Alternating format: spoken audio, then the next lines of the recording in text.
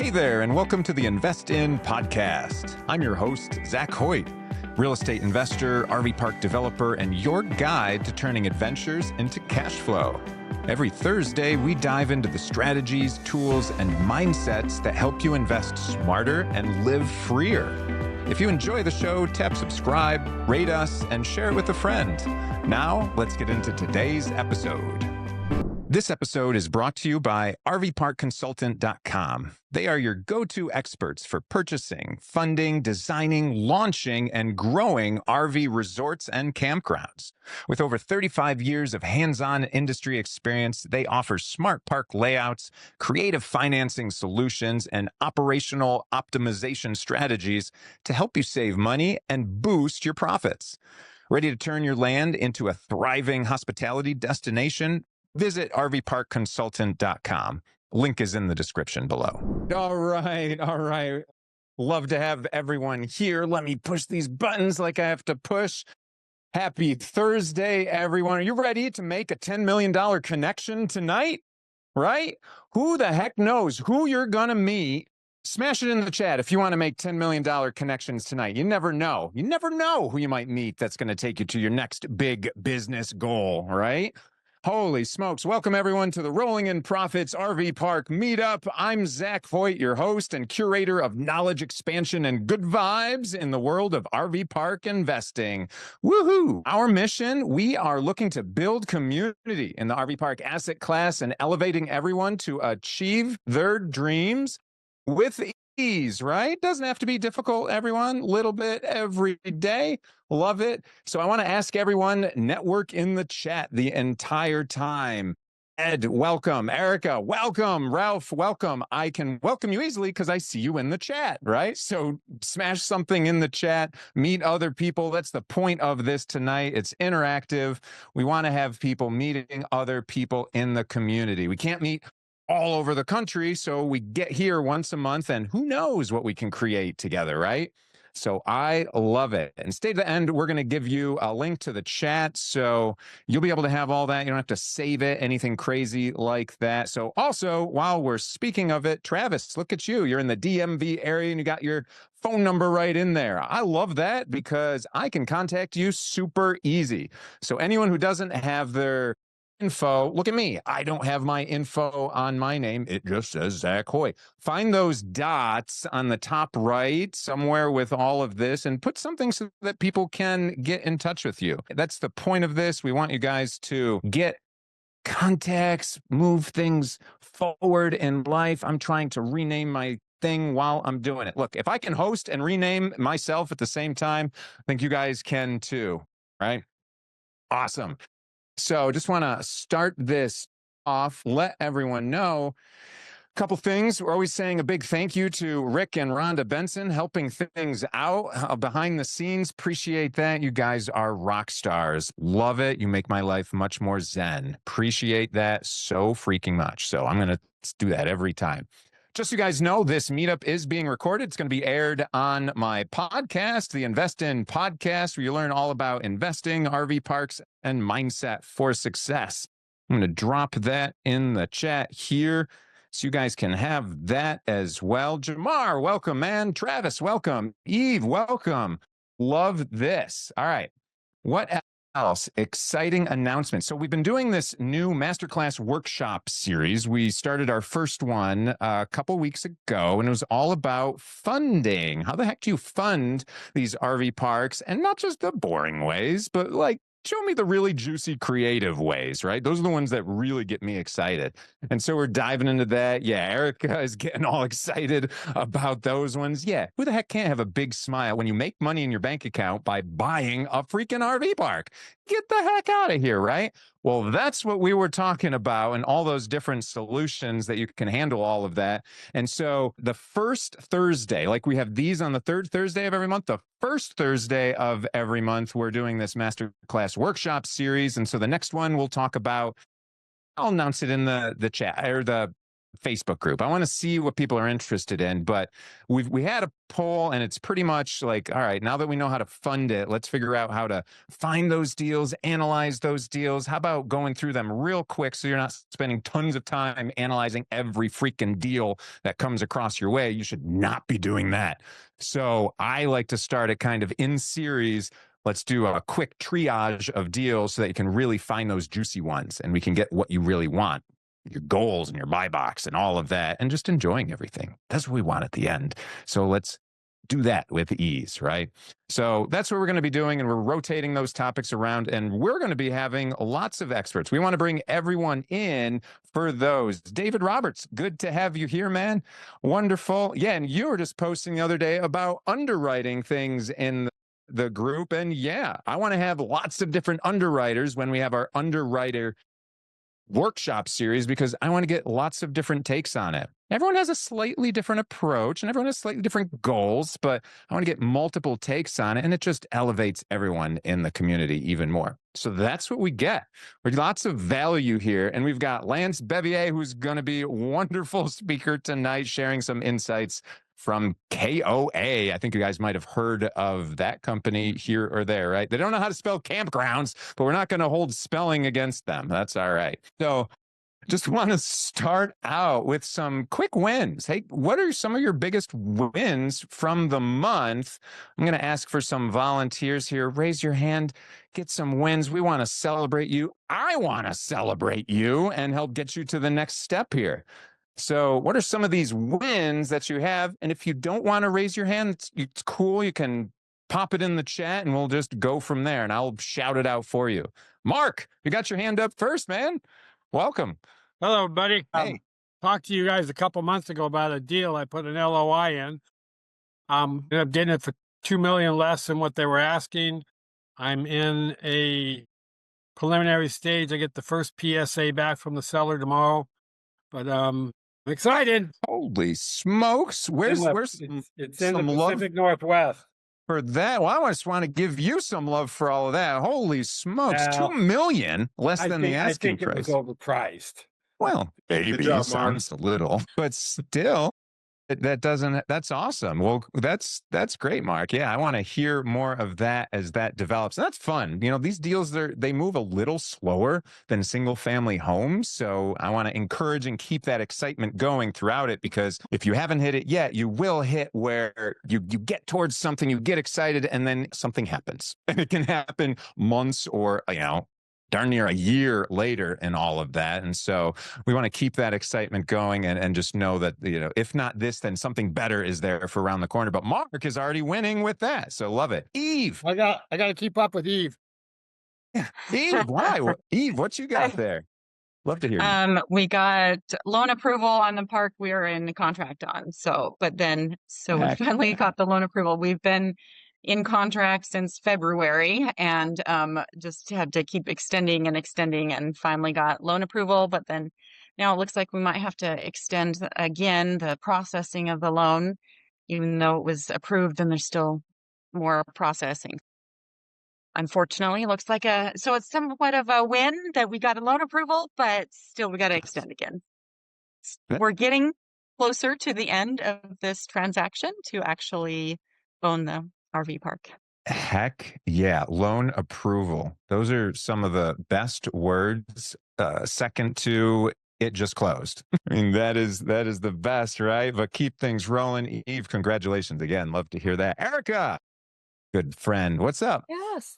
Oh, so many good things. I'll just chime in here. Why not? So we are excited. We got a verbal acceptance on our first stack method. Yeah. Yes.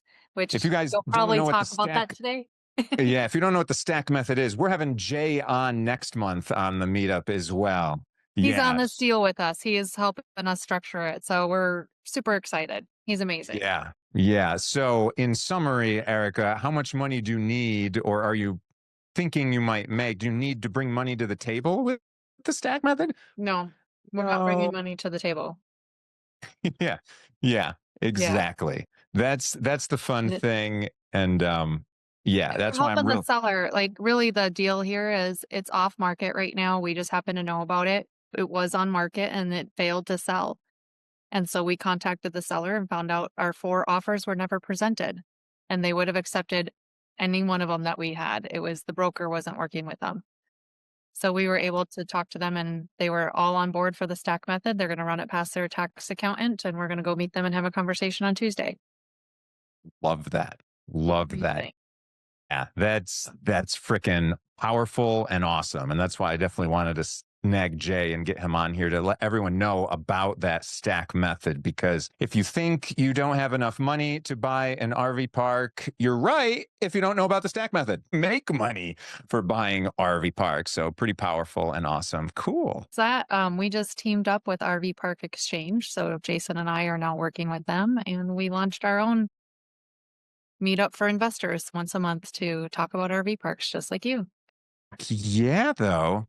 Heck Yeah. yeah, I saw that. And so we'll definitely have to touch base and find out Yes. more about that and how that is all going. Yeah, I love that. That's great. Super fun. Oh my Super fun. gosh. It's a great space to be in. Yeah, yeah. Fun, lucrative, awesome space. Appreciate that. David, my man, what's happening? Going, man. It's been a while. Yeah. Been a while. Yeah. Just joined a team actually underwriting RV parks about 2.5, 3 weeks ago. We've got 2 parks now that we are going to be putting together. I put together the pitch decks for, and we're going to be hopefully presenting them to Pace to purchase. And then we've got a couple of other parks that we're looking at for ourselves, hopefully having 2 by the end of the year. But joining this team has been, man, just way more than I thought I would be getting myself into. And it's fantastic because it's been like getting pushed on hyperdrive now of looking at 5, 6 parks at a time and then trying to filter through things and all that.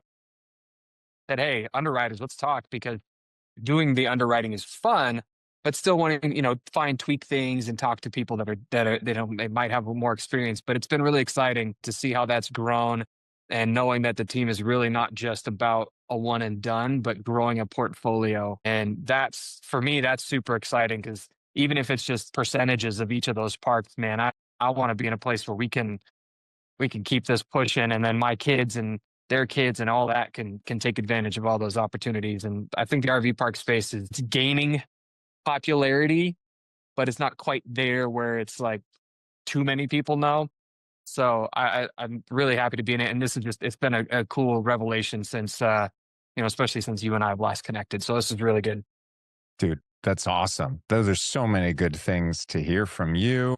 My gosh, on the right track. If all these people giving these wins doesn't give you some inspiration to move forward, holy smokes, right? It's absolutely amazing. Rick, my man, what is up? I just wanted to congratulate everybody. This is awesome that we have so many people in our group that have these wins. It makes me feel like we're being successful, presenting and getting everybody together. Because I think if, the more wins we get, we can all help each other and all win. So it's really awesome. I mean, Erica, Mark, David, you guys, it's really cool. And Erica, please send us the information for your meetup so we can jump on that. And Eve, congratulations. I know you've been working on that park for a while, and it's totally awesome. So great. I'm just super excited for everybody. Yeah. Yeah. It's exactly why we're doing this, right? Is to elevate and to share these things with other people who get it. And yeah, like you're talking about, David, it's not fully saturated yet. Maybe I'm biased because I'm always listening for RV park this and RV park that. I feel like I'm hearing it more and more. It's like, get out of our space. We want these, but that's okay, right? We live in abundance. We share information. We help each other out because we can't wait to go and visit everyone at their RV parks. Right? That's where everyone say yes, because we're all going to go and visit other people. We want to have in-person meetup once a year, and holy smokes. I was even talking with the marketing person at New Book the other day, their chief marketing officer, and talking about how we compete with the big guys that are out there that are getting into our space. And banding together, us little guys banding together, we had some specific things that we were talking about and strategizing and planning. So I want to make sure that everyone wins together, and then we can fight those big Goliaths. And I think Lance from KOA is going to be talking a little bit about that too, with trends and things. But just keep going. Just keep grabbing these things and enjoying everything. That's the whole point of it. And yeah, I love when everyone's giving congratulations to all these people. Definitely please be supportive of all of that. I love that. I've got my little boys. I'm giving them congratulations all the time, right? And it's intoxicating. You end up feeling great by congratulating others. You ever notice that? It's funny how that works, right? You're filled with gratitude and happiness just from doing those actions. So you can hack life if you are not feeling that way, but just helping others, elevating them. Yeah, shucks. In our community, I want to give a shout out to our CFO. Rocking it right now. I love that he can handle all of the numbers of things. I can just look at some metrics. It's really nice to have that. And our marketing team, I want to give Ralph and all of them some props. They just started ads for investors and we're getting tons of response. So if you guys have not started doing ads yet, if you're curious about that, come chat with us offline. Lots of insight into that. It's really exciting. Really exciting. So cool. If you haven't been here before, thank you for coming here. It's a happy environment. If you are here, you know what I'm about to talk about. But this meetup is really about meeting people as well as learning and elevating together. So we can't meet in person. So we're going to put everyone in tiny little rooms together. 3 to 4 people in a room together so that you can have some short conversations, about 7 minutes in these breakout rooms real quickly. Rhonda's going to get everyone in there. You're going to see something pop up on your screen to get in those rooms. You guys are going to chat. I want you guys to have your 10-second intro reel ready so that you're not telling your whole backstory and just really you're just looking to tell people what you have, what you want, things like that. Like for me, I buy and develop RV parks in the southern states on water because I like water. Right now, I'm looking for partners with capital and access to off-market properties, right? Is that 10 seconds? Hopefully less than that, but concise, right? And then just chat about it. See how you guys can help each other out. Talk about problems, anything like that, but be supportive and all of that. And yeah, make sure that you've got all your information ready. I see most people have stuff that how to contact them. Again, anytime you type, if you look at the chat, you're going to see the person's name with their contact information. Put a big hi right there from me. You see my name and all of that, and we're going to give you this afterwards. So make sure you put your information in there so that other people can get in touch with you. It's a lot easier that way. So, all right, Rhonda, are you ready? Ready. Yep. Cool. So we're going to hop into this room and then we're going to pop out and then we're going to shake it up again and then we're going to pop out of that. So click on this button when you see it pop up and have a great conversation. Meet someone that can move you along. Okay. All right. Everyone have a good time meeting some people. Erica, you're bouncing around. Who knows? I don't know what happened. I was just like, boom, boom, boom. It's good. Rhonda might have pulled you around. I don't know. I did. Sorry about that. Yeah. I knew you could handle it though. Yeah. She's like, oh, I can't wait to talk to David. Boom. She's gone. Rhonda knew that I wanted to talk to Erica, so she said, my room. Sorry. There might be a little nepotism there. I'm sorry. Yeah. Yeah. Perfect. Well, that's the point. Ready? So this is why we have 2 of these, because then we just roll into another one of these, meet some other people. If you liked who you were at the last one, too bad. They're not going to be at this next one, probably. But if you didn't like them, well, great, because then there's some new people that you can meet at this next one. So Erica, fingers crossed for you, and Rhonda, whenever you are ready, we'll have some new breakout rooms here to meet some new people. Click those buttons. Here we are. Yeah, next we're going to get to introduce Lance. So bear with me as I read this fun thing about Lance. Lance Bevier, if you haven't met him yet, is the franchise development manager at Campgrounds of America. Again, why can't they spell? I'll ask him that. Where he plays a pivotal role in expanding the brand's presence across the country. With extensive experience in franchise development and a passion for the outdoors, Lance is dedicated to helping aspiring entrepreneurs realize their dreams of owning and operating successful campgrounds. His expertise in market analysis, business strategy, and relationship building has been instrumental in driving growth and innovation within the company. Outside of work, Lance enjoys spending his time with his family, 5 kids, 4 grandkids, scuba diving, snow skiing, volunteering at Eagle Mount Billings, providing adaptive recreational activities for children and adults with disabilities. He serves on the board of directors further aligning his professional and personal interests in the outdoors and community. Gosh, Lance sounds like an awesome guy, right?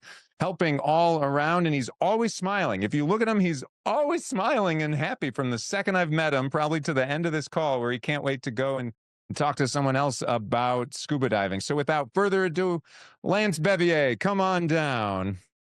Woohoo! Well, Zach, thank you so much for that warm introduction. Rick and Rhonda, I want to say thank you on behalf of KOA for allowing us to spend a few minutes with this group and more about the organization and how KOA and myself can actually help individuals achieve their goals to own a campground and operate it successfully and obtain the rate of return that they're looking for in their financial investment. So kick things off, I thought we'd have a little two phases in this conversation. One, I wanted to actually tell you kind of some state of affairs that are taking place within the industry. And I know in our chat rooms, people have I want to know more about KOA and KOA franchising. And I thought that would be the kind of the second portion of the conversation. We'll just kind of open it up for discussions. We can talk a little bit more about the industry and where we're seeing it from a KOA corporate standpoint. We can talk about franchising and what that looks like. Why would you have a KOA franchise? And I guess the answer is why not, really, right? Why not have a KOA franchise, right? But anyways, with that said, let me just start off with some things, right? All of us on this group are here for really one reason: resources, resources, resources. It's important for us to have those resources so that we can make clear decision making, have information so we can make good decision making, right? And here on the team, we have a lot of different resources, right? We have our family, we have our friends, we have the network of people that are on this particular chat, right? We have the World Wide Web. I don't know how many is using AI today, but I'm telling you, AI is an unbelievable resource, especially if you're actually, you're paying for the subscription. Writing of reports, best practices, policies, and the list goes on, right? So as we develop these resources that are available to us, right? What I wanted to really say is from KOA standpoint, we want to be known as the leader in outdoor hospitality. That is our mission. That is our goal. And we do that by becoming a known resource. That resource, a lot of people know that KOA does have resources available, hospitality report on an annual basis. And I guess I'd love to know in the chat, and I can't see all of the chat, but how many of you know about the outdoor hospitality report that's out there? How many's reading that outdoor hospitality report, and how many is taking action upon that outdoor hospitality report, right? And if you're not, you're missing out, because it's great information. We spend thousands of dollars for this report. We generate it. And what do? We give. We give that back out to everybody to look at it, right? And so we're going to talk a little bit about that report. In addition, there's another report that's out there. It comes out every quarter. It's called the Marketing Effectiveness Surveys, right? Those marketing effectiveness surveys are talking about various topics. We'll touch on a little bit of those topics and just take some little brief information on them. And then finally is these quarterly reports that are out there. So if you don't already know about it today, you should go to koapressroom.com or ownakoa.com. Information that is valuable, it's easily accessible, and you can look at it whenever you want, right? So I'd encourage you to go out and look at those documents on a regular basis. So one of the things that I wanted to really then, as we delve into some of those reports, right, is that while no business is 100% recession proof, I can tell you our marketing department has had surveys and went out and looked at all different businesses, right, across the spectrum of businesses, and camping is considered a recession-proof experience. End of story. Isn't that great? Yeah, I love that. Just end of story, period, right there. Recession proof. Show me another asset class that's quite that wonderful, right? It's few and far between. It's a big Here's one. here's what's crazy. There were 11 million new campers in 2024. 11 million. That's nuts. What other business can attribute that many campers, right? So as these millennials, i.e. Lance Bevier, are dropping possibly out of the industry, right? We have the next generation of individuals coming into the campground industry, right? So super, super exciting, right? So camping is considered to be affordable. 72% of all travelers consider camping as being an affordable way of travel, right? So as we look at this vast majority of individuals, right?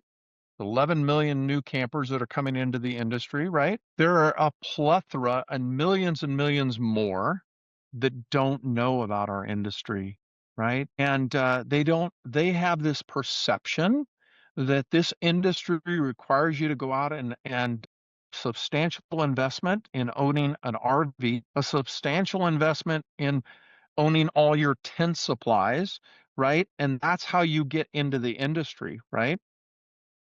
With this new really revitalization of accommodations and or glamping, it's now accessible to everybody, but not everybody knows about it. And our job as advocates for the industry is that we need to make sure that we give that speech to each and every one of our friends. And I encourage you to do that. I'm going to tell you a little bit of story here.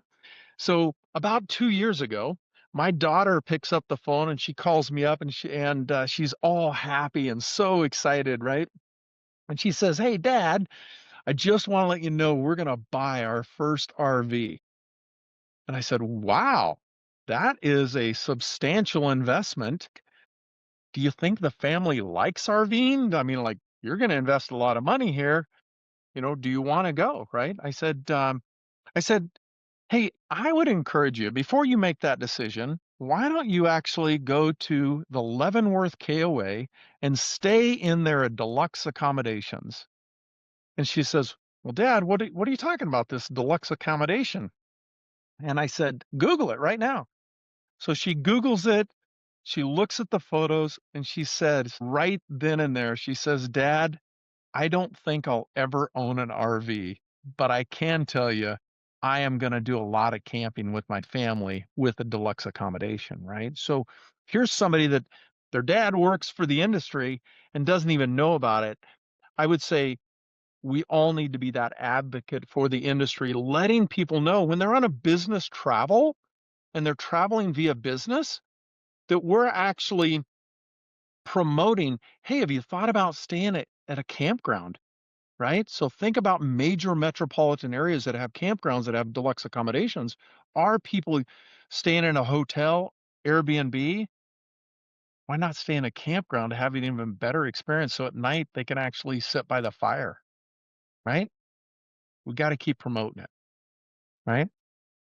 So I thought, let's see here. Hey, I'm going to open it up real quick for a question so I can give my brain a little test. Any questions thus far on the industry as far as where other people are seeing the industry grow? And if anyone wants to just kind of unmute at this point, that's fine. And if you don't want to speak, you could enter it into the chat and I'll ask it if you want. Hi, this is Just Mark Engelman. I was just wondering, because as a kid, I camped in KOAs. What's the process of to become a campground to become a KOA? What does that look like in the short version? Yeah. So at a very high level, and there's lots of detail behind it, right? It requires one to be about 45 minutes from another KOA. It requires to be 75 to 100 sites. It requires it to be on 12 plus acres to make sure those sites aren't too close together. And then from there, it requires you to have brand criteria as well as quality assurance criteria that we have, right? Is there any cost per month or a fee, or how does that work? Yeah. So if you go out to ownakoa.com, you can get some of this information. Royalties are at 10%, and we have programs for campgrounds coming into the system.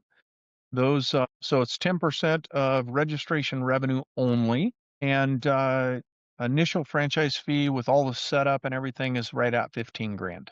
Okay. Yep. Thank you. Yeah, you bet. And we can answer more questions on KOA as we get through this as well. So the other thing is that what is the stability of camping within the industry today, as we have this perceived weakening economy? What are campers saying with regards to their um, desire to continue to have affordable vacations, holidays, and stuff like that? And so our research shows, and this is going to be coming out in our August newsletter, that 66% are likely to continue camping despite economic downturns. So that is a good number if we look at all of the campers within the industry. So again, another reason that we have this recession-proof business that we're in. Camping truly is an affordable option, right? So the question to the individuals on the team here is that, knowing that we have this population that is still vibrantly engaged with camping with their families and friends and that kind of stuff, what are you doing as campground owners to actually proactively promote that campground? And I can tell you, our survey says that the majority of campers today are within a 150-mile radius. And what are you doing to attract new campers to your campground, right? Are you looking at social media? Are you looking at other avenues by which you can attract new campers into your campground itself, right? So just a strong point that campers, the economy, 66% are continuing to camp. Heck yeah, that's not going to go away when the robots take over. We're going to need to step away from them. Get some campground time. Yeah. Another statistic, 6 in 10, and I talked about this 150 miles, right? 6 in 10 campers are going to be staying within that 150-mile radius. So as you look at target demographics to acquire a campground, where are you going to pull your business from? And how are you going to pull that business into your campground? So 2014, camping households has increased 67%. And with 3 or more trips during that period of time. Again, just another statistic that shows our industry is strong. Overall, according to our report, 61 billion into the economy in 2024, right? Here's a statistic, and some people will talk a little bit more about this when we get into the next thing, but the average daily spend to the community is $200 per person, okay, outside of accommodations. So as you're having conversations and with local officials, and I'll talk a little bit more about this, part of the due diligence, some of the things to consider in due diligence, are you conveying that information to the local city council and or the county, so that understand, the impact of your campground and what it is on the local community. Okay. And I'll just say that when Lance and I were talking earlier today, he was going to share some good due diligence items of things to talk about. And so that's what he's kind of alluding to here as well. Yeah. So Lance, pretty much, I'm going to let you run this boat, drive the boat. I'm using all this. It's terrible. These words are not making sense, but make the boat go in the direction you want. And then I'm going to pretty much hold off on questions you get to a natural pausing point, because I think everyone here's got lots of questions. I have tons of questions, Yeah. and I don't want to just like take you on a million tangents. So people that are putting questions in the chat, please do it so you remember it, but please don't feel like I'm disrespecting you by not asking them right now, No. even though I said I was going to. Yeah. And I appreciate that. What I want to do is I want to data download you with some information, right? Some things, resources that are available. So I think that's a good segue into that next segment. Is like, this camping industry is thriving. It's not like it was in 22 and 23, but the data is showing us that the outdoor hospitality industry, it continues to remain strong for the foreseeable future, right? So couple things that I wanted to just touch on here, right, is what we're seeing, with these positive trends that we're seeing, right, over the last 2 years, more and more investment groups are getting into the space. And this group is a testament to just that, right? And so as people get more and more into this space, right, there's a couple things that I really want to highlight to the team, things that you probably already know, but I think it's important to make sure that they're on the front, specifically as it relates to your due diligence in acquiring a campground, right? Things that we've seen that have got individuals into trouble financially in a relatively short period of time if they don't really walk through this due diligence, right? So I'm going to only highlight on a couple things, but I am going to give you some numbers to start with, right? So from a cap rate or evaluation standpoint, we're seeing valuations on a registration income ranging anywhere from 4.5 to 4.9. From a gross revenue standpoint, that number, the percentage, the multiplier is 4.1. From a gross profit standpoint, we're seeing a multiplier of 4.4 on an average. NOI 10.4. And here is the crazy thing, right?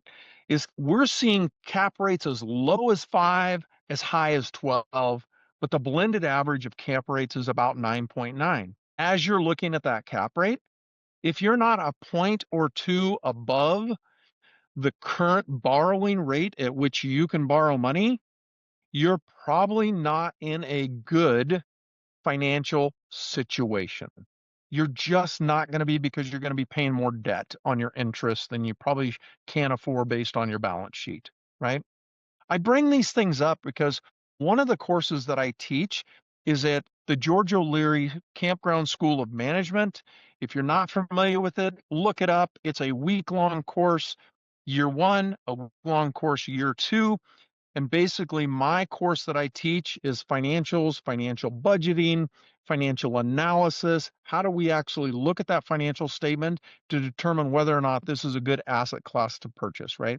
So I am passionate about financial statements, and the cap rate is just one way by determining that, right?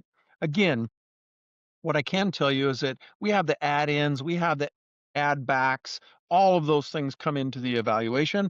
But those numbers that I just gave you are some good numbers, right? To actually, industry numbers that we're seeing as we're seeing hundreds of deals coming across, whether it be a resale or independent parks, things that we're talking about, right? Zach, you just talked about one of the things, which is regards to due diligence, right?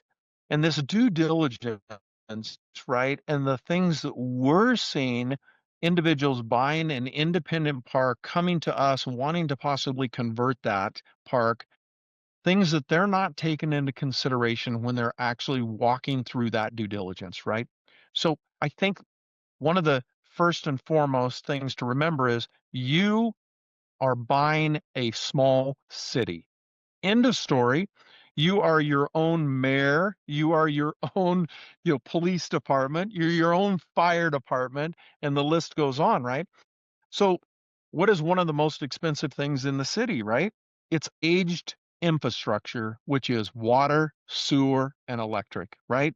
So as you're working through that due diligence is, what is that infrastructure looking like? What is that wire? What is the wire in the ground? What is the capacity of the transformers? And the list goes on and on with regards to that aged infrastructure. What do my pedestals look like? My bathrooms and the list, right? The number two thing that we're seeing in this industry, right, and it is creating havoc on the P&L, is insurance.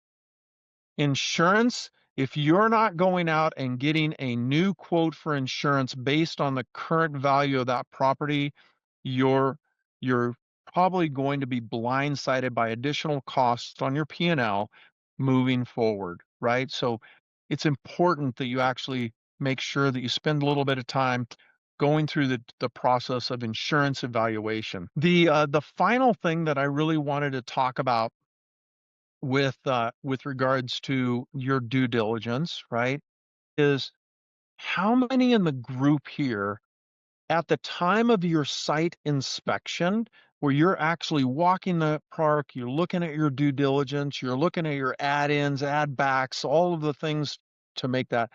How many during that site visit, if you're traveling, on a plane, how many have set up a meeting with your city and the county representatives and having that conversation, that tough conversation?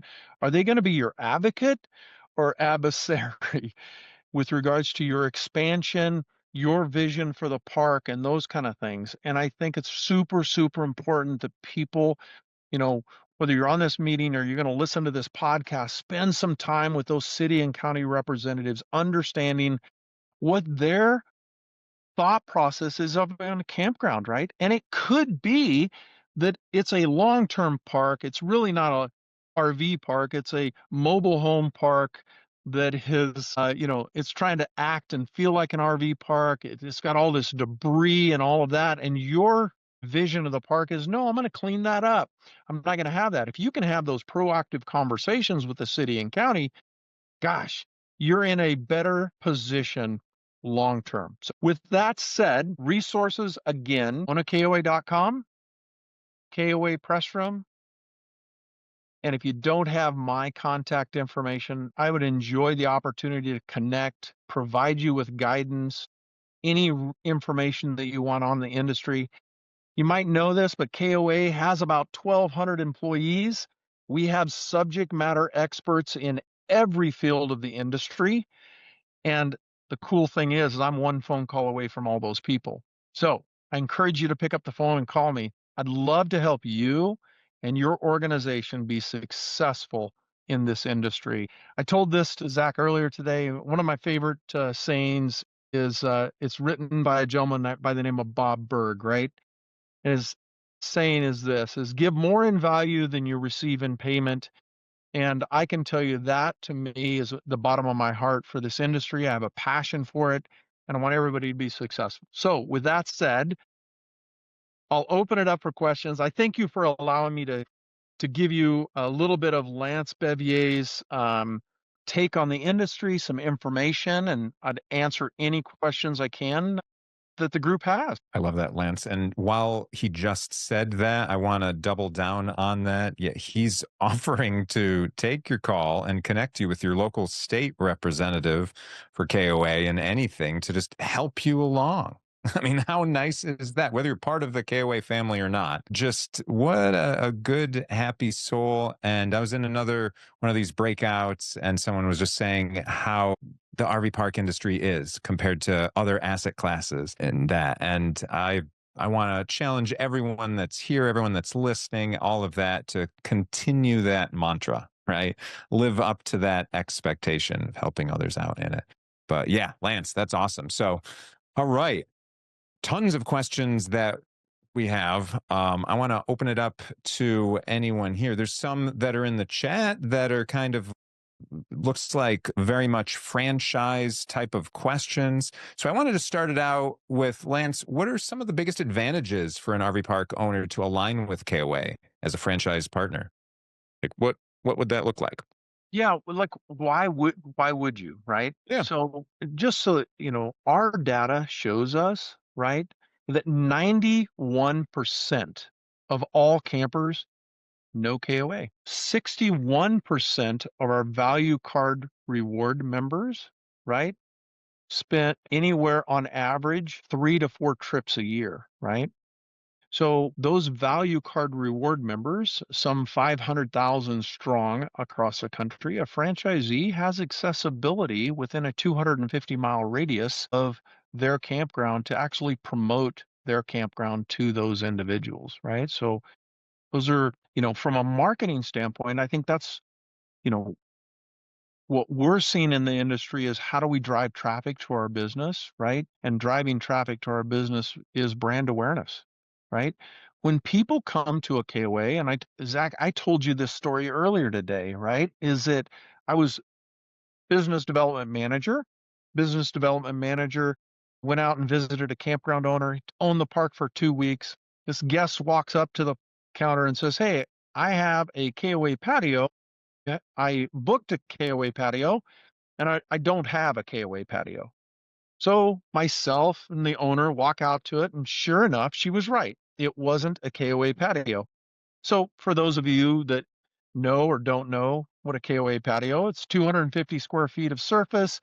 It's got to have a table sitting for 4. It's got to have an experience, and it's got to have a sitting for 2. Well, this particular site didn't have it, and he said, "See, I can tell you it's not a KOA patio." And he goes, "Oh, I've got all of that in storage. We just opened up 2 weeks ago. I'll bring it to the campsite now," right?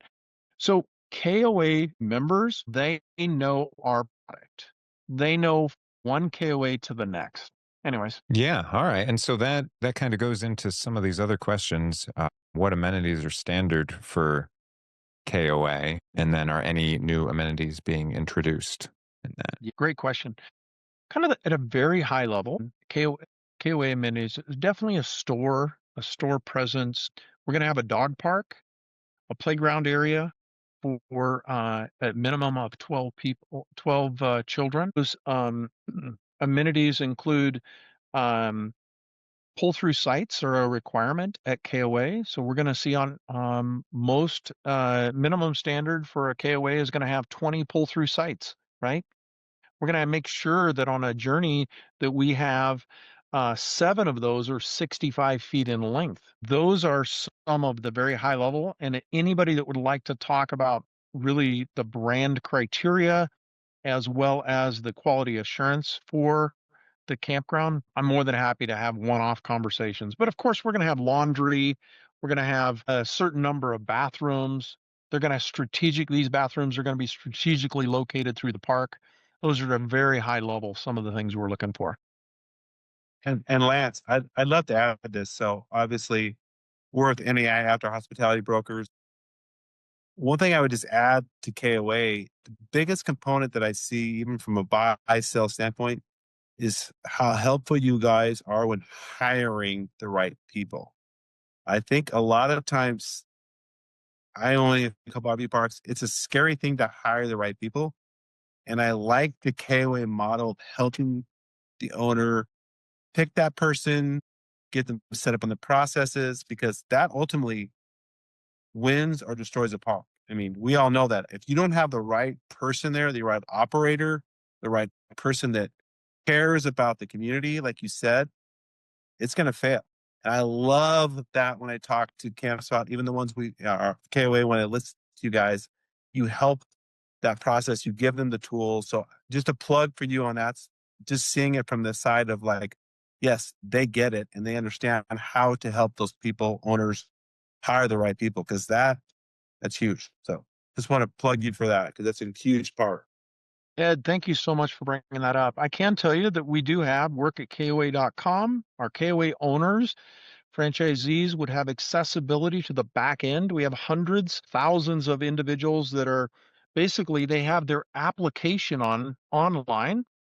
And that application that is online, once they leave one KOA, that KOA owner actually rates them and says, hey, how good of individual they were. If you're in the South and you've got, you're trying to fill it up, you can actually proactively go out and look at resumes of people that are on a campground today and send an invitation to them and say, hey, look, I'd love to talk to you. It looks like your term in the Michigan area is coming to a close. The season is coming around. But we'd love to have you in Florida. and come join our campground in Florida. And if you're interested, give us a call. A great one. Can you expand on maybe how KOA helps owners in that selection process as for managers? Yeah. Yeah. So from a KOA standpoint, we have, for those of you who don't know, we have business development coaches, right? Those business development coaches, we have 6 of them across the country. They're assigned to uh, each and every KOA owner has a business coach, and that business coach is really assisting the owners in all aspects of their business, whether it be employees and they're looking for employees. They're actually coming alongside you and saying, hey, let's work on this project together. You might consider this, or hey, you're looking for an individual. I know that the campground up in New York, I know I've met the owner as well as their employees, and they're actually helping connect those work campers to maybe a Florida park, right? So those business coaches, I think that's just one great example of how we're coming alongside individuals to help them, keep the right people on their bus to help them run their business. That's cool. And I'm just going to ask, do you happen to have any free resources for someone who's looking to hire certain people in the industry? Free resources. I don't What know is how looking that for- is. I'll have to think on that one, Zach. I'll have to get back with you on it. All right, that's cool. While you're thinking on that, think of any other free resources you might have that we could share with the group and anyone else with that. But because I'm sure everyone's just ripe for information on that. But that's wonderful. The fact that you have all that support with that's really great for someone starting out, or maybe even someone a little more experienced too. Yeah. But there's So lots I to learn. see here in the chat, it says all sites, and I have to say, I'm just kind of picking off, so I apologize if I miss somebody, but it says all sites require a KO patio. And the answer is no. So we have 3 different brands for those of you who don't know. We have a holiday, a journey, a holiday, and resort. All 3 of them have certain criteria. And the journeys do not have to have KOA patios because those are on average a day and a half length of stay. When we jump to a holiday, now we're going 2 to 4 nights, and then we go to a resort. And I can tell you from a KOA standpoint, we only have about 18 resorts in our entire system, and those require a lot more amenities. But if you are a holiday, you are required to have 3 KOA patios. So, okay. Are all these requirements somewhere that we could see online? I imagine you have some type of sheet about them. So I do have a sheet, and we share that in one-on-one conversations with individuals. So anybody that wants to actually have a one-on-one conversation, I'm more than happy to share that information, but we are not publicizing that out to the general public, although I see Travis wants it, and Travis He wants it. He couldn't. All he can do is type want. All right. I love it. Right. So Mark has asked the question, what's the requirement for a resort? Okay. So a resort, the biggest requirement for a resort for a KOA standpoint, there's 2 of them, or the 2 big ones, right? One, we're going to have 10 accommodations on that site. A resort is going to be somewhere north of 300 sites. It is going to have full food and service beverages, right? Multiple meals per day. We're going to have a full-time activities director.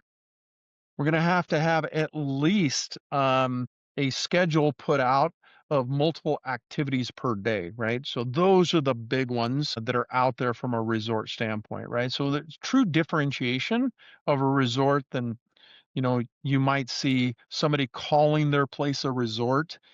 Well, you think about a resort. What is a true definition of resort? A resort is someplace you go for 5 or more nights.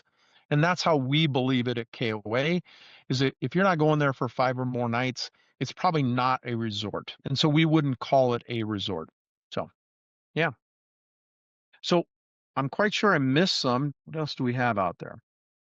Look at Rhonda, George O'Leary. Thank you so much for putting that into the group chat. It's a great, and by the way, there are sponsorships for the George O'Leary. So if you want to go to George O'Leary, it's not like it's all cash out of pocket.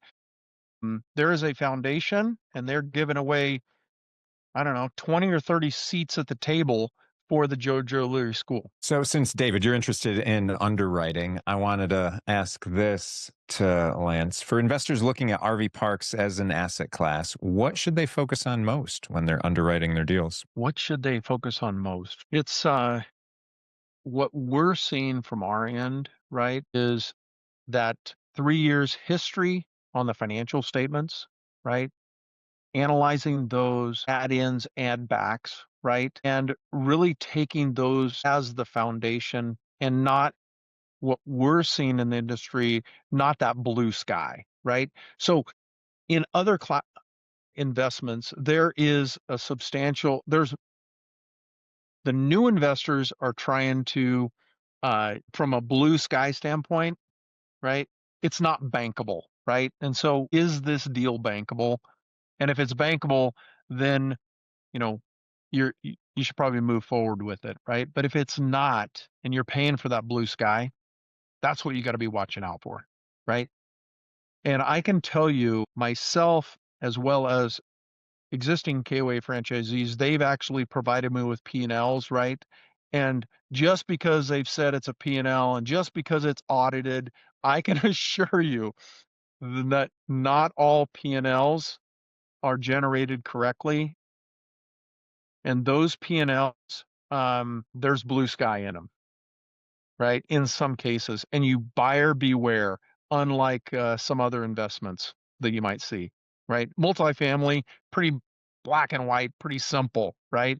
But now when you're actually looking at a campground, that P&L, if you don't know what you're looking for, you're going to get burnt really quick. Yeah. A lot of these mom and pops, they put all their expenses on there. So you really have to tease out a bunch of that to get to the truth of it. Right. I mean, taking those expenses out only makes it better. But when you first look at them, you're like, holy smokes, you've been losing money every year. What is going on with that, right? Right. Which is great. We all want to have no taxable income. But like you mentioned, Lance, it must be bankable. And so, yeah, there's got to be a great story with all of that and moving things around to adjust that to look good. So another question in the chat here, Rick is asking specifically, I'm going to just dive into the second portion of it, Rick, where it says new construction and or expansion, right? So first of all, as a franchisee, you have a full accessibility to our franchise design team. We have 3 people full time. So you buy a KOA and you say, hey, I want to redesign this campground. I want to add 20 sites to it. Here's my topo. Give me a layout and all that, and they'll design that for you free. That's part of the franchise agreement. From a new construction standpoint, new construction franchise is $45,000. $45,000 gets you full accessibility to our design team. So if you think about how much it's going to cost you to actually put a design on paper, it's probably going to broach in that amount by the time you go back and forth and all of that, right? In addition to that, we're going to actually get you a complete signage package, $2,500 photo shoot. We're going to market your campground, and we're going to provide you all the training for the new systems that you can be working on. So if you add the 2 big ones, which is the signage package as well as the design, really that $45,000 comes back to you in a roundabout way. Okay. And I have to ask then, is there a signage package included with the 15 grand, the other one, or do we have to? Nope. There is a signage package in the 15 grand as well. Okay. All right. So yeah, looking what other added costs, kind of, if we're converting to a KOA, what type of maybe hidden costs could there be with all of that? Just one of the hidden costs, it's outlined, but they're number one is putting together a KOA branded site map, right? So it could cost you some money to put that together. And most people are using 2 or 3 vendors that are out there today, right? The big one, as we analyze the campground, we're setting foot onto that campground. We're comparing the brand criteria as well as the criteria for the quality assurance, is those additional costs that it might take to actually bring it up to KOA standards.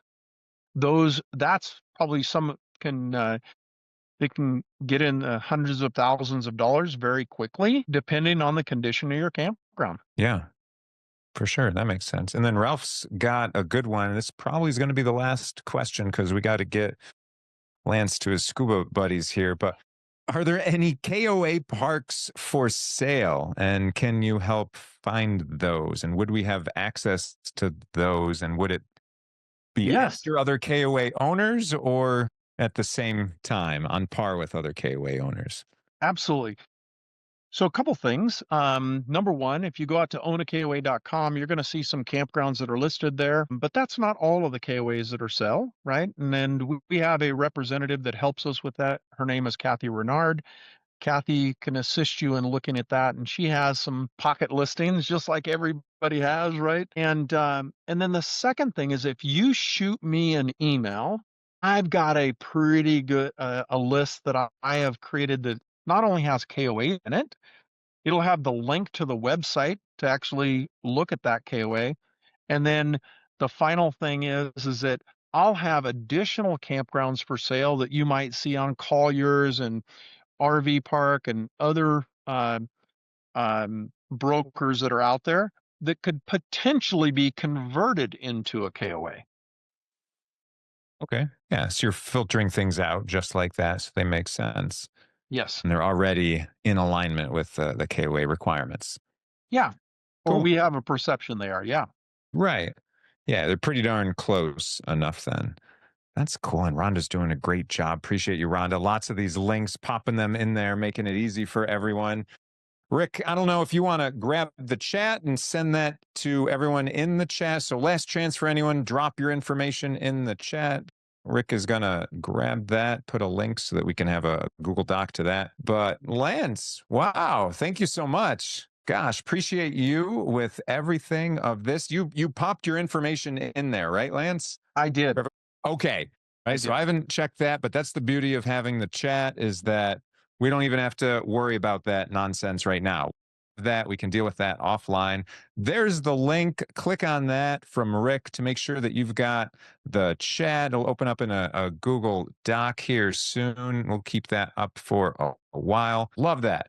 Lance, thank you so much. Gosh, can't wait. Work on all those free resources for us poor, unhappy people that aren't part of the KOA family yet. But, I appreciate you, and I'd love to share this with anyone that's interested in it. It certainly seems like it's a good way to go, right? You don't have to reinvent the wheel.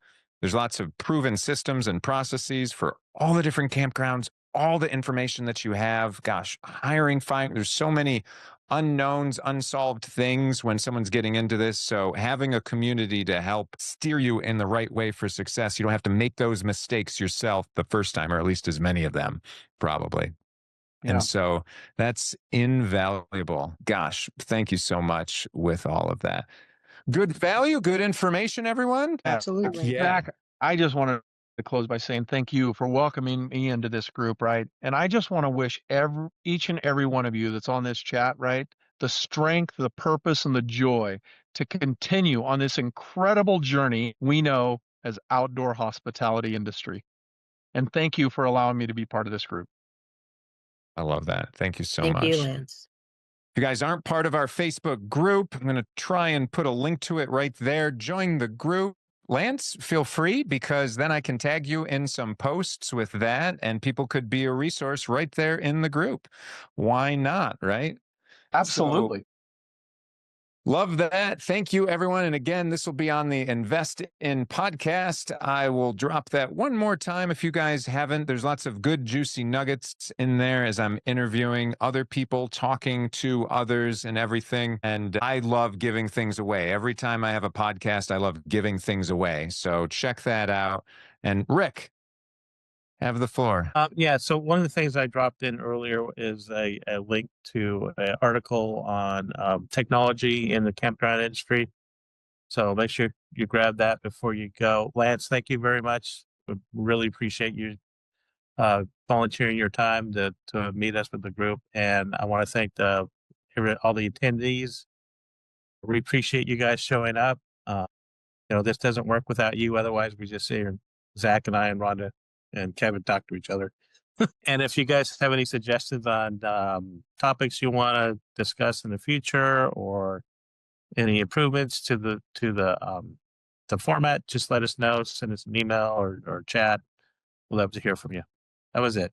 Thanks. Heck yeah. Heck yeah. Thank you, Rick. Thank you, Rhonda. Thank you, Lance. Thank you, everyone that's here. Love you all for that. And if you're just listening and you're wondering where is here, well, then check in the podcast notes. You'll be able to get that all so you can join us next time, join our community, and be part of this happy place where everyone's enjoying outdoor hospitality, making tons of money, and great memories. So with that, everyone, go get the dreams that you want. Go buy some RV parks and have a great rest of your week. We'll see you next month. Have a Thanks nice again, evening. Lance. Thank you. That's a wrap for today's episode of the Invest In podcast. I hope you picked up insights to fuel your investing journey. And if you enjoyed the show, please leave a rating and review. It helps more adventurers like you find us. For behind-the-scenes content and updates on our RV resort projects, follow @GoInvestIn on Instagram, LinkedIn, X, Facebook, TikTok, and YouTube. Want to dive even deeper? Visit MaverickAsherInvestments.com for resources and tune into next Thursday for another episode. Until then, keep investing, keep exploring, and I'll see you on the road.